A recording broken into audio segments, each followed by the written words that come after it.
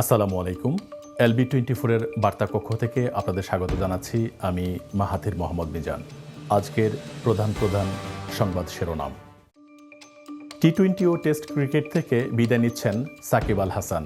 মিরপুরে দক্ষিণ আফ্রিকার বিপক্ষে প্রথম টেস্ট খেলেই লাল বলের ক্রিকেটকে বিদায় বলবেন এ অলরাউন্ডার। একই সঙ্গে টি-20 ক্রিকেট থেকেও বিদায়ের ঘোষণা দিয়েছেন সাকিব। গত টি-20 বিশ্বকাপেই শেষ টি-20 খেলে ফেলেছেন বলে জানিয়েছেন তিনি। এদিকে হত্যা মামলা মাথায় নিয়ে দেশে ফেরার ব্যাপারে শঙ্কিত সাকিব। চলতি সপ্তাহে শেয়ার বাজারের কারসাজির দায়ে তাকে জরিমানা করা হয় 50 লক্ষ টাকা। এ কারণে তিনি বিসিবির কাছে পর্যাপ্ত নিরাপত্তা চেয়েছেন। তবে বোর্ড প্রধান ফারুক আহমেদ জানিয়েছেন, কারো ব্যক্তিগত নিরাপত্তার দায়িত্ব নেয়ার সামর্থ্য তাদের নেই। যুক্তরাষ্ট্রের নিউ ইয়র্কে বুধবার এক অনুষ্ঠানে সাংবাদিকদের এক প্রশ্নের জবাবে ডক্টর ইউনূস বলেছেন, বাংলাদেশে কবে নির্বাচন হবে তার কোনো সময়সীমা তার কাছে নেই। তিনি আরও বলেন, নির্বাচনে দাঁড়ানোর কোনো পরিকল্পনা তার নেই। তিনি সাংবাদিকদের পাল্টা প্রশ্ন করেন, আমাকে দেখে কি মনে হয় আমি নির্বাচনে লড়ব? রাজশাহী 4 বাগমারা আসনের সাবেক সংসদ সদস্য ও আওয়ামী লীগ নেতা এনামুল হকের উপর হামলার ঘটনা ঘটেছে।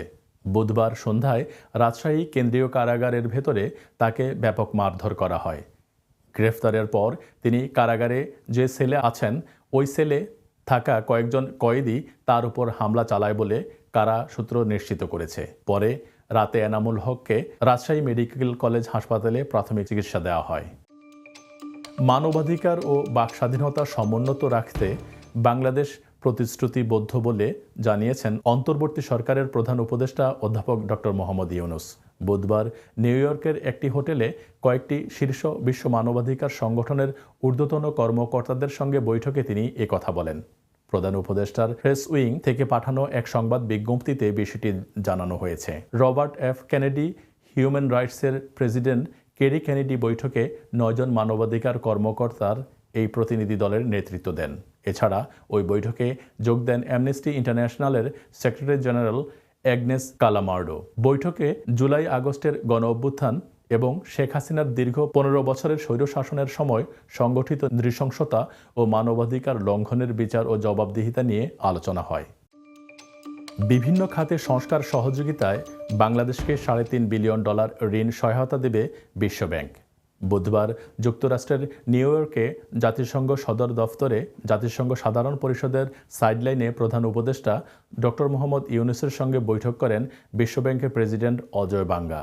এ সময় ওই বৈঠকে বিশ্বব্যাংকের পক্ষ থেকে এই ঋণ সহায়তা দেওয়ার প্রতিশ্রুতি দেওয়া হয়। প্রধান উপদেষ্টার প্রেস উইং থেকে পাঠানো এক বিজ্ঞপ্তিতে এ তথ্য জানানো হয়।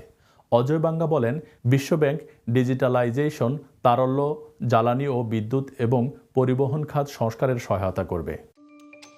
অন্তর্বর্তী সরকারের প্রধান উপদেষ্টা ডক্টর মোহাম্মদ ইউনূস বলেছেন, অপরাধ করে থাকলে শেখ হাসিনাকে ফিরিয়ে এনে বিচারের মুখোমুখি করা উচিত। গতকাল বুধবার যুক্তরাষ্ট্রের নিউ ইয়র্কে এক অনুষ্ঠানে করা প্রশ্নে ডক্টর ইউনূস কথা বলেন। জাতিসংঘের সাধারণ পরিষদের অধিবেশনে যোগ দিতে তিনি এখন যুক্তরাষ্ট্র রয়েছেন। অন্তর্বর্তী সরকারের প্রধান উপদেষ্টা বলেন, বাংলাদেশে কবে নির্বাচন হবে তার কোনো সময়সীমা তার কাছে নেই। যে কয়েকটি কমিশন গঠন করা হয়েছে তারা সামনের মাসগুলোতে সংস্কার সুপারিশ দেবে বলে আশা করা হচ্ছে। তারপর নির্বাচনের জন্য একটি তারিখ নির্ধারণ করা হবে। শেখ হাসিনা বর্তমানে ভারতে আছেন, তাকে ফেরানো হবে কিনা এমন প্রশ্নের জবাবে ডক্টর ইউনূস বলেন, কেন হবে না? দুর্গাপূজায় নিরাপত্তার ঝুঁকি নেই, তারা নিশ্চিন্তে পূজা করতে পারবেন বলে জানিয়েছেন পুলিশের মহাপরিদর্শক মোহাম্মদ মাইনুল ইসলাম।